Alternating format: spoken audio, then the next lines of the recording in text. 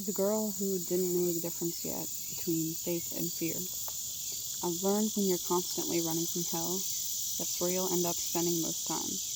Even when your life isn't going up in flames, you'd set yourself on fire and say it was to study the flames like you hadn't already been through this all before. I finally figured out, I think, that doing anything just because you're afraid of what will happen if you don't isn't the same as living by what you believe in. And I know all too well how hard it is to do that when you're not quite sure what to believe, but I promise you won't find the answers in any of the ashes. I've never liked the phrasing the fear of God, because when I'm afraid, I do not cave or give in or ask for help even when I should. When I'm afraid, I've only ever doubled down and tried to become more powerful than whatever I was afraid of. When I feared God, since I knew as well that I could never be bigger or stronger than Him, that's often when I find myself lost in my own or someone else's narrative of some kind of false pride, where as long as I could explain what I was doing, I had nothing to fear. But when the time comes that you run out of excuses, you're left only with what you've done and a lot of fear. Faith instead feels like hope that you actually believe in. It's compelling rather than threatening. I move towards it because it heals me rather than beating me into what looks like submission, only for me to inevitably rebel and find myself back in hell. When I've gotten sober out of fear, the fear of shame, of loss, of suffering, without a lot of, if any, true faith in something greater than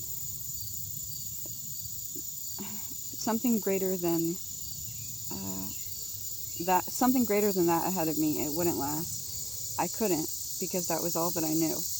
I wanted more, but I didn't believe in it. So I turned back and doubled down and start making excuses to escape the fear, because as long as I could convince myself that it made sense and that anyone who disagreed just doesn't understand, I wouldn't have to change, since that meant facing myself in ways that I wasn't ready to, with faith, not just in God, who would have guided me through my suffering, or myself to be able to withstand it and suffer as long as I could, just to prove I could to who I still don't know.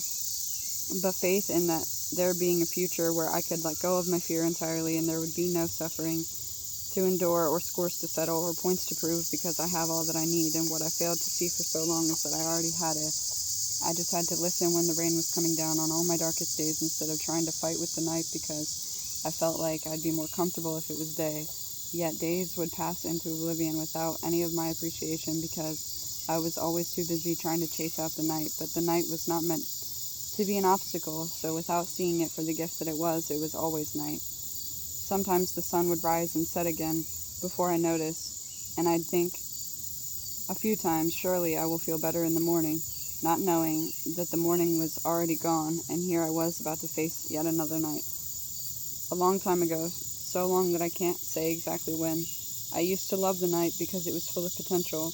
I could dream of elsewhere or play pretend in it without anybody watching. And yes, I was alone, but it was different, because it's normal to be alone when the world is quiet. It doesn't quite hurt like loneliness all of your days, because you've made your home in the still of the night, and such a wretched creature as this doesn't belong anywhere beneath the healing sun, and the bluest sky becomes an enemy of gray. And of course, you'll run into a few others like you, and at first, you belong, because they'll understand your disdain for the blue skies and people who don't see anything but varying shades of gray. But you'll lose yourself under them, begging for wandering hands that never promise to touch you with love, because it's the closest that you'll ever find to the warmth of the sun, who you remember in painful breaths between sobbing, or beside them who hear you weeping and turn away, or worse, helplessly, and their scorn is branded on you like a choir of deceit to keep you from your faith. Stay here alone with your demons, they say, that's all you'll ever have, or you don't know how to survive, you've never had to. All you'll ever be good for is battery power to lamplight that your master will use to see by while they jerk off. And "are you okay" starts to sound like a joke, because the pain scale is relative, and where do I begin? And more importantly, who would care?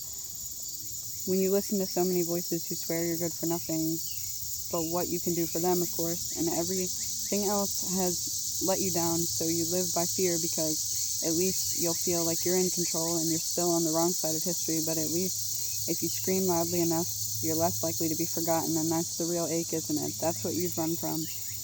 Peace and quiet that feels like suffocating only to those who have forgotten how to rest. and while you're one of them, it is nothing but awkward silence between screaming. And I know anyone listening might not believe that inside anything worth screaming over, there was once a lot of love, or else there'd be only silence, because most things aren't worth any breath. To cry and plead implies to me that there was hope somewhere beneath the fear, hope that the end was near and daybreak would bring me something to believe in. I screamed because it made me feel bigger than my fear, and what I was afraid of, in the worst case, was not you, but you seeing me for what I really was. And you are not a single person, but many with the same face. The face was empty promises and spiteful self-destruction, and I am no longer whatever I was afraid of you seeing. Maybe I never was. That may have all been in my head as well. A heartbreaker or a horror, or a broken beyond repair, a monster or a slave to my own assassin, a child, a fraud, alone at last, nothing but a waste of space that I couldn't escape because death scared me more, if it might mean being born again when at least this life had the comfort of a bitter end.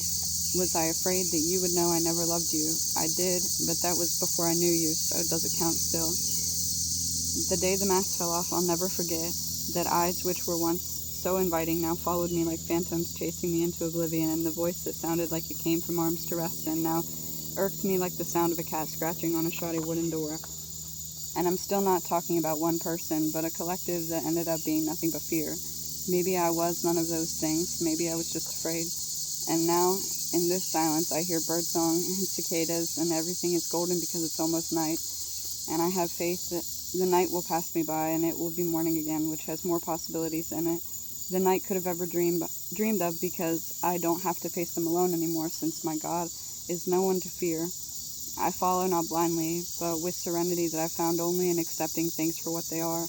Eyes like yours lead the lost into further oblivion, into further illusion. The illusion is company, and the company is nothing but the roaches in my well-deserved soda, and I cannot bother to hate you anymore, because hate is only a form of fear, and all fear has ever done for me is bring me to sacrifice the light in my own eyes, trying to find something worth saving in yours. The light in my eyes is faith, and there isn't anything worth losing it for.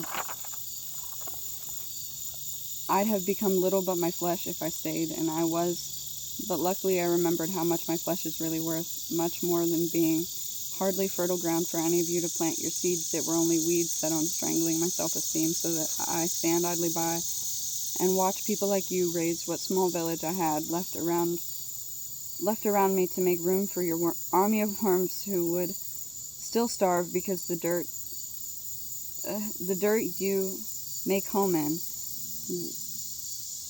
wouldn't hold much value without the scraps from the village. But that's where we're different. You see only the riches of the soil to covet, and cover yourself in mud that was once tender with sympathy, but is now nothing but mud, as you and your worms are nothing to me.